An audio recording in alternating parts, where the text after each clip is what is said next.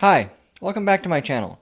Today I want to take a break from the mental illnesses in fiction and talk about something that's really I probably should have talked about a long time ago, but it seemed there was a week where this issue came up a lot with a lot of my clients. It's kind of interesting when you're a counselor, you notice that certain weeks have a theme, certain months and seasons have a theme. And the theme of this week seemed to be the sort of hypercritical voice. And so I thought it'd be a good time to talk about that because that's something that really, probably of all the psychological, mental, mindset kind of issues that come up with writers or any other creative types, it's this hypercritical voice. And what I want to do is discuss about what's the difference between hypercritical and critical voice, because I think there is a difference. Dean Wesley Smith has a whole workshop on how to, kill your critical voice, and I think what he really means is kill your hypercritical voice, because I think it's important to distinguish between the two, because one is very useful in the right context, and one is just always bad, and that's the hypercritical voice that I talk about. And I think the shortcut to understanding the difference between the hypercritical voice and the critical voice is the hypercritical voice always wants to stop you. It is unreasonable. Its demands are, or its standards are too high and shifting at all times, and they're just unreasonable and they're meant to stop you. So hypercritical sounds, well, these are some very easy ones. You suck. You're a bad writer. Nobody likes what you're writing. No one's going to read this. If they do read it, they're not going to like it. You're not creative enough to do this. You have no new ideas. You have no unique voice. No one really cares what you say. This is all just boring. This is all just crap. And therefore, you'd be better off going to do something else. Whether it's take a nap or start a new career or just give up on writing, but whatever it is, you should just stop. At all times, that's what the hypercritical voice wants to do. Or it sets these ridiculously high standards. Well, if you can't write a story as good as Harry Potter, then what's the point? It's... Even if you could rewrite Harry Potter, it wouldn't be exactly the same, and who's to say it would be good enough, that sort of thing. If you can't write a book that's going to make you, $100,000 right off the bat, then what's the point? If your writing will never ever lead to you being a full-time writer or a full-time career, then what's the point? What are you doing? You're just wasting your time. And this is a sort of unreasonable standards. And by the way, the hypercritical voice, likes to move the goalposts. So let's say you do write a book and it does make $100,000. Well, wasn't 150 though. That other author over there, her book made $200,000 in the first year. Obviously, not as good as hers. So what's the point? Why are you bothering? That's constantly what the hypercritical voice does. And I'm sure we can play a little game. Put in the comments other things that your hypercritical voice has told you, and remember, it's always meant to stop you. Now, it will usually dress up this very toxic language in a sense of like it loves you and it cares about you, right? It doesn't want you wasting your time. You're just not really a very good writer, and you should just quit. I mean, do something else with your time. This is not going to go anywhere. Your hypercritical voice has no idea if that's true or not. Doesn't know if you're wasting your time. You could be writing the next great American novel, or this could be the first book that you're going to write that is kind of not so great, but your 10th book will be the great American novel and make you, $100 million or something else like that. Your hypercritical voice can't predict the future, but will make you think that it can. So it'll make you think that if you just quit and give up and go do something else, your life will be better. That's usually at the center of the lie that the hypercritical voice tells you. If you just quit it and you did something else, your life will be better. Trust me, I know.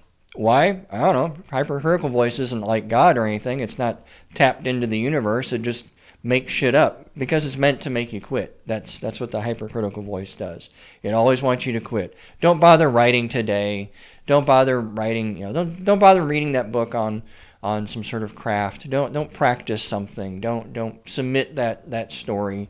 Don't publish that. Don't self-publish that novel. It's just not going to be worth it. It's not going to be, worth your time. It's not going to be worth the effort. It's not going to be worth whatever. That's all hypercritical voice. Where it comes from, well, I hate to be Freudian, but it usually comes from our parents. What I like to do with a lot of my clients is talk about, listen to that voice and what does that voice sound like? Where have you heard that voice before? Or describe the sound of that voice. And they'll usually say, it's my mom or it's my dad. It kind of depends, there's really no difference. Moms and dads both can be hypercritical. And usually it's because they have their own hypercritical voice and they're just saying it out loud to their kids and their kids are internalizing it and then the kids pick up where they left off. Even years or decades after they haven't spoken to their parents anymore, that hypercritical voice is now lodged firmly in their head.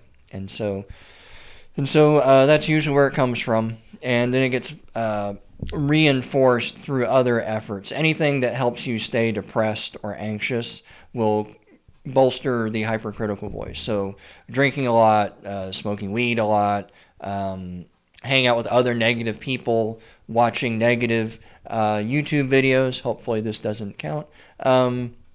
But yeah, just kind of immersing yourself in other negativity just all kind of helps reinforce and strengthen the hypercritical voice that everything sucks, you suck, everything sucks, everything has sucked, and everything will suck. And so there's no point in, continuing. Just stop. Just give up. That's the hypercritical voice.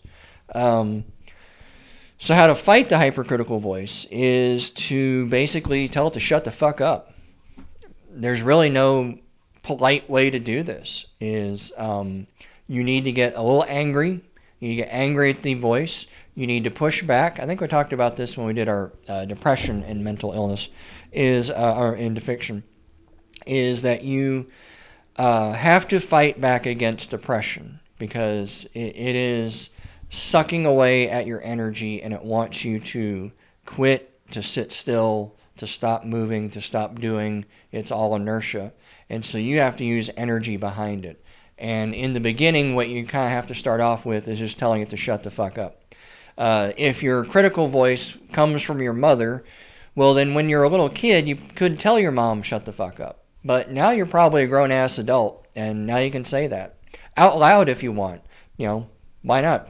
People staying around, they think you're crazy, but you can just tell that voice, shut the fuck up. Go away. I don't need you. You are not helpful. Leave me alone. Fuck off and die. Whatever it is. And what happens is this is really, even though it's kind of silly, it's sort of a mindfulness activity. You're becoming aware of that hypercritical voice. You're becoming aware of when it pops up and jumps up. And by you just saying, shut the fuck up, or fuck off and die, or whatever it is that you want to say to that voice, then you are interrupting that flow of negative thoughts. And that stops it. And that makes it a little weaker over time. And so then it becomes easier. In the beginning, you'll notice you'll have to say this a lot, frequently, constantly. But that's because that's how noisy your hypercritical voice has gotten over time. Over time, what you'll notice is that it starts to get weaker and fader, and it's like the bully. Once you stand up to the bully, they go away. Bullies don't want a fight. They want a victim. And when you stop being the victim, they go somewhere else. They don't want to do that anymore. And so that's the same thing with that voice. So the critical voice, it genuinely wants you to be better. It is, and I say genuinely because it doesn't want you to stop. It just wants to make you a little bit better. And that's a little tricky because the hypercritical voice will tell you the same thing, right? I just want you to be better. Why can't you just write more like Stephen King and then you'd be better? Why can't you just write like 10,000 words a day like Chris Fox or somebody else like that? Just be better. Well, that's because it's unreasonable. So remember, that's one of the aspects of the hypercritical voice. The critical voice wants you to be better, but within reason. It understands that maybe you're a new writer. Maybe this is your first short story. Maybe this is your first novel. Or maybe this is your fifth.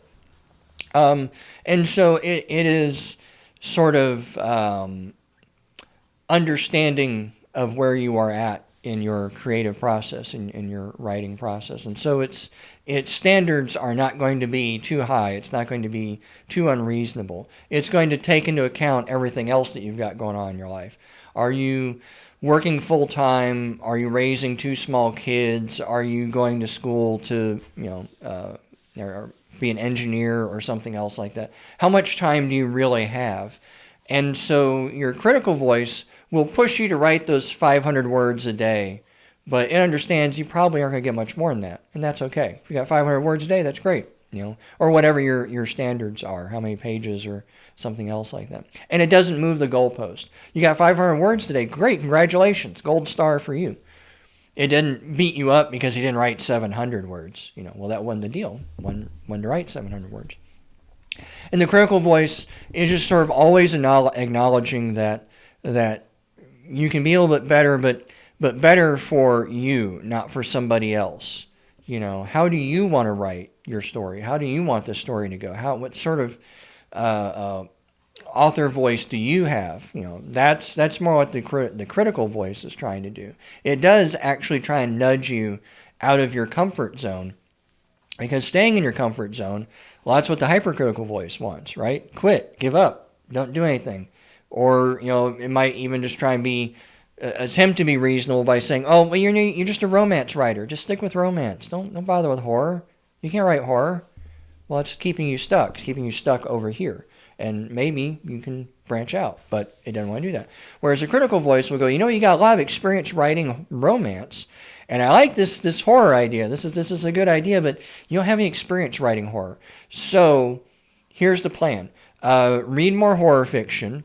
Maybe read some books on the craft of horror fiction, and at least just try and write some stuff. And let's look at what you normally do over here in romance, and can we make that into horror or something else? See, that's critical, because there's a plan there.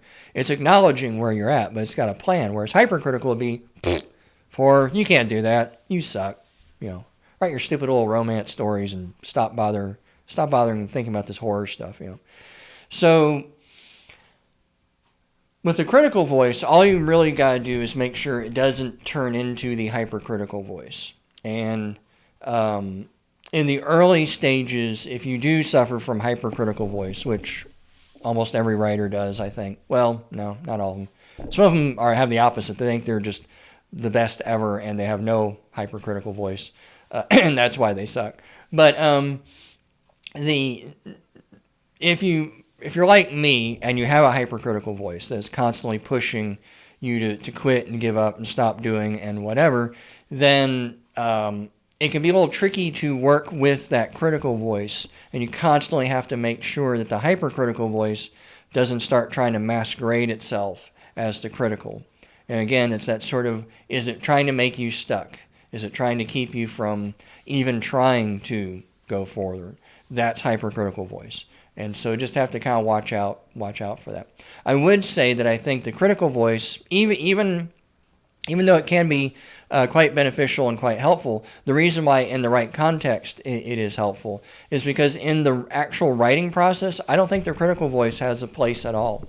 I think the critical voice is, it will make you second guess your work too much, and the creative voice needs to just have a flow. It needs to be the 3-year-old, the toddler. It needs to be the kid that's just playing and having fun and just going with it and seeing what else is going on. The critical voice, the creative voice, it might even reject some ideas, but it's only because it finds another idea more interesting, and it wants to go with that, And so I'm trying to think of a good example of, like for me, when I was writing Saga the Scout, I originally, there's a scene where Ethan has met some folks at Cabela's in Buda, and the way I originally had it written was he leaves there and continues on with his path to Austin.